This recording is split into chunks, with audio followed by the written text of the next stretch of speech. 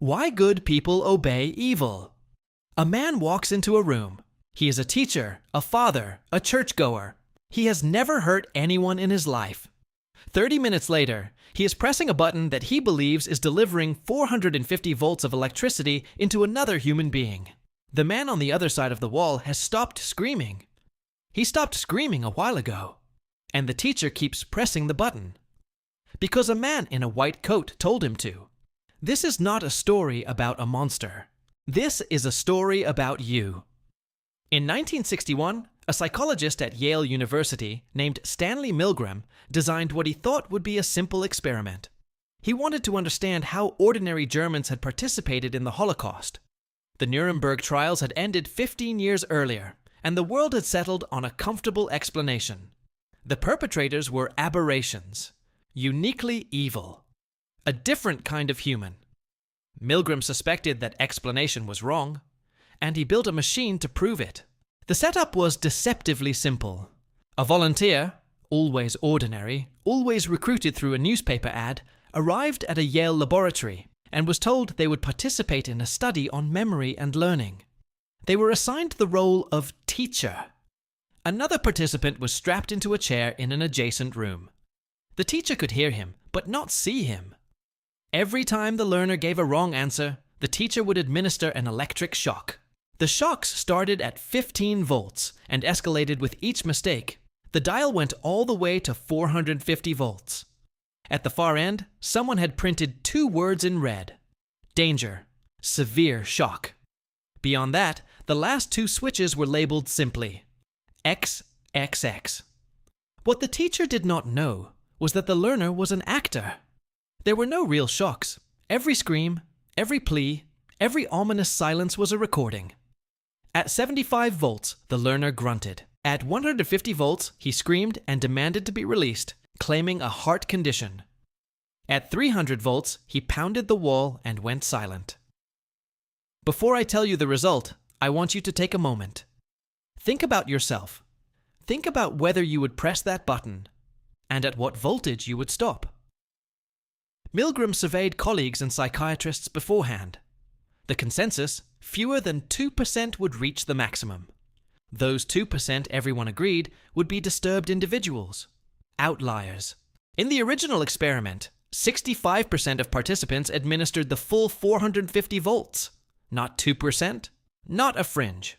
Nearly 2 out of every 3 ordinary Americans pressed the button marked XXXX, while a man screamed and then went silent on the other side of a wall. Milgram ran the experiment across 20 variations, different countries, different demographics. The pattern held everywhere. But here is what most accounts leave out, and this is the part that changes everything. The subjects were not calm. They were not indifferent. Milgram watched grown men tremble, sweat, laugh nervously, dig their fingernails into their palms. Some begged to stop. One man had a full seizure during the session. They knew something was wrong. Every part of their body was telling them something was wrong, and they kept pressing the button. When someone tried to stop, the experimenter used 4 phrases, always in this order. Please continue. The experiment requires that you continue. It is absolutely essential that you continue. You have no other choice. You must go on. That is all it took. No gun, no threat, no punishment. 4 sentences from a man in a white coat, and most people complied. Milgram called this the Agentic State, a psychological mode in which a person stops seeing themselves as a moral agent and starts seeing themselves as an instrument of someone else's will. The responsibility, they felt, belonged to the authority figure. They were just doing their job. They were just following the requirements of the experiment. The same sentence has been spoken in courtrooms on every continent since 1945. I was just following orders. Milgram spent years after the original experiment trying to isolate exactly which variables changed the outcome. What he found reveals the precise architecture of moral surrender. Distance mattered enormously. When the teacher could see the learner face to face, obedience dropped significantly. When the teacher had to physically hold the learner's hand onto a shock plate, it dropped further. The more mediated the harm, the more removed, invisible, filtered through switches and walls and systems, the easier it became to continue. The bureaucratization of cruelty, Milgram noted, is not incidental to how atrocities happen. It is structural. It is load-bearing. Modern institutions are, among other things, elaborate machines for increasing the distance between decisions and consequences.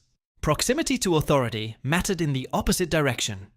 When the experimenter left the room and gave instructions by telephone, obedience fell sharply. The white coat was not just a garment, it was a permission structure, and social proof was decisive.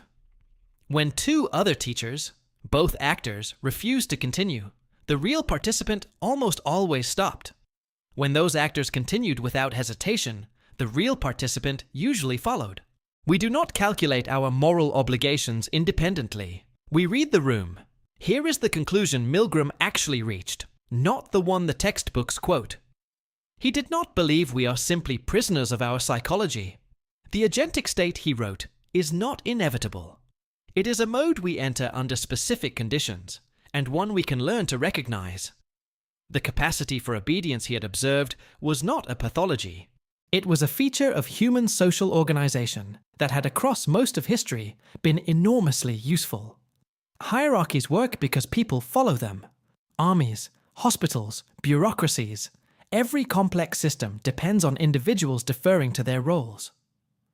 The same psychological mechanism that let humans build cathedrals and coordinate across millions of strangers is the mechanism that made Auschwitz operationally possible. It is not a switch, it is a dial. The subjects who refused, the 35% who stopped before the end, did not refuse because they were innately braver.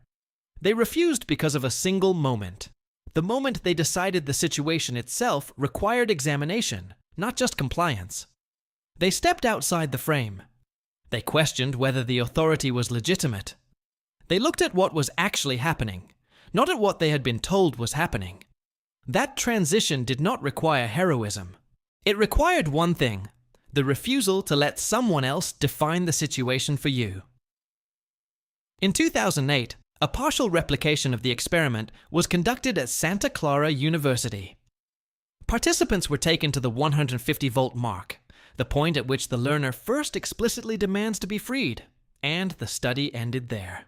The obedience rate, 70%, slightly higher than Milgram's figure at the same voltage. 47 years later, after everything we know, after all that has been written, taught, and remembered about this experiment, the dial had barely moved. The real question this experiment poses cannot be answered by psychology alone. It is the question every person inside every institution, every hierarchy, every moment of moral pressure has to answer for themselves. At what voltage do you stop? Not the voltage you imagine.